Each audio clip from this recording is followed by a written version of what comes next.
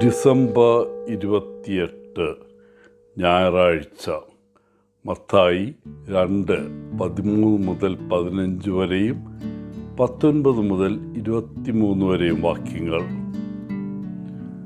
ഒരിക്കൽ ഒരാൾ പട്ടണത്തിലെ തൻ്റെ സുഹൃത്തിനെ സന്ദർശിച്ചു. അവർ പട്ടണത്തിലെ കാഴ്ച കാണാൻ പോയപ്പോൾ സന്ദർശകൻ ഒരു മനോഹരമായ ബംഗ്ലാവ് കണ്ട് അതിൻ്റെ അകം എങ്ങനെയുള്ളതായിരിക്കുമെന്ന് ആശ്ചര്യപ്പെട്ടു. ഒരു വാസ്തുവിദ്യ മാസ്റ്റർ പീസായിരുന്നു ആ കെട്ടിടം.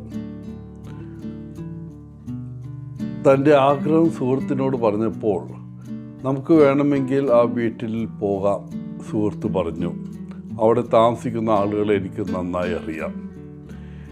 എന്നാൽ ഞാൻ നിങ്ങൾക്കൊരു മുന്നറിയിപ്പ് നൽകുന്നു. ഇത് മനോഹരമായൊരു വീടാണ്, സംശയമില്ല. പക്ഷേ അത് ഒരു തകർന്ന കുടുംബമാണ്. ലോകത്തിലെ എല്ലാ സമ്പത്തിനും ആഡംബരത്തിനും ആ കുടുംബത്തെ ഒരുമിച്ച് നിർത്താൻ കഴിയില്ലെന്ന് സന്ദർശകൻ താമസിയാതെ മനസ്സിലാക്കി. മാതാപിതാക്കന്മാർ വേർപിരിഞ്ഞ് ജീവിക്കുന്നു. കുട്ടികൾക്ക് ധാർമ്മികവും സാമൂഹികവുമായ ധാരാളം പ്രശ്നങ്ങൾ നേരിടേണ്ടി വരുന്നു. അദ്ദേഹം തൻ്റെ സുഹൃത്തിനോട് സങ്കടത്തോടെ പറഞ്ഞു, ഇപ്പോൾ എനിക്ക് മനസ്സിലായി എന്താണ് ഇങ്ങനെ പറയുന്നതെന്ന്.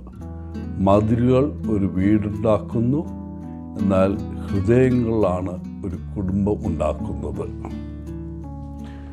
പ്രിയപ്പെട്ടവരെ, വർഷത്തിലെ ഈ അവസാന ഞായറാഴ്ച നാം തിരുക്കുടുംബത്തിൻ്റെ തിരുനാൾ ആഘോഷിക്കുകയും വിശുദ്ധ ഔസേപ്പും വാഴ്ത്തപ്പെട്ട പരിശുദ്ധ അമ്മയും ക്രിസ്തുവും ഒരു വിശുദ്ധ കുടുംബമായി ജീവിച്ചപ്പോൾ അവരുടെ മാതൃക പിന്തുടരാൻ നമ്മെ ആഹ്വാനം ചെയ്യുന്നു.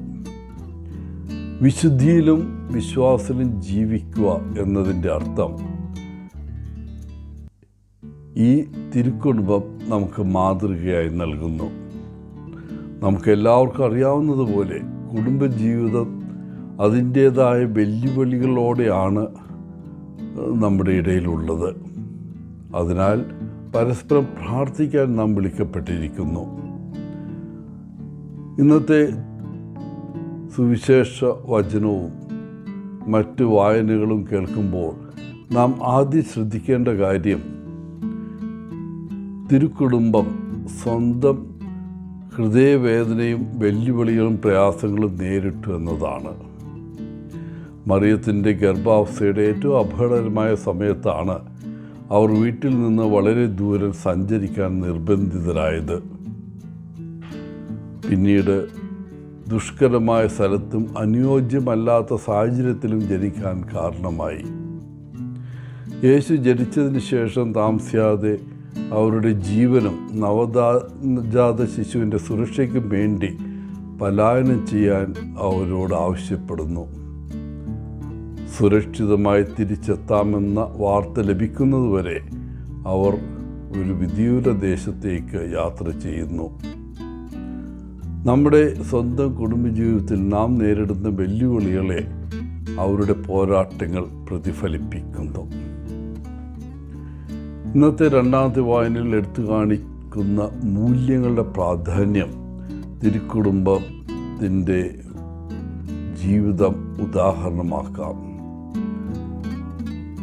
മാറിക്കൊണ്ടിരുന്ന സാഹചര്യങ്ങളോടും പുതിയ ചുറ്റുപാടുകളോടും കാണാത്ത വെല്ലുവിളികളോടും അവർ പൊരുത്തപ്പെട്ടപ്പോൾ ആരോഗ്യകരമായ അളവിലുള്ള കാരുണ്യം, ദയ, വിനയം, സൗമ്യത, ക്ഷമ എന്നിവ അവർ പ്രകടിപ്പിച്ചു. വിശുദ്ധ അല്ലെങ്കിൽ തിരുക്കുടുംബത്തിൻ്റെ തിരുനാൾ അവരുടെ ലളിതമായ വിശ്വാസത്തിൻ്റെയും ദൈവത്തോടുള്ള തുറന്ന മനസ്സിൻ്റെയും മാതൃക എടുത്തു കാണിക്കുന്നു. വെല്ലുവിളികൾ നേരിടുമ്പോഴും അനിശ്ചിതത്വം ഉണ്ടാകുമ്പോഴും നമ്മുടെ കുടുംബങ്ങൾക്ക് പുണ്യസ്ഥലങ്ങളാകാൻ കഴിയുമെന്ന് അവ നമ്മെ കാണിക്കുന്നു. അവിടെ നമുക്ക് ഓരോരുത്തർക്കും ദയ, വിനയം, സൗമ്യത, സമാധാനം എന്നിവയിൽ വളരാൻ കഴിയും.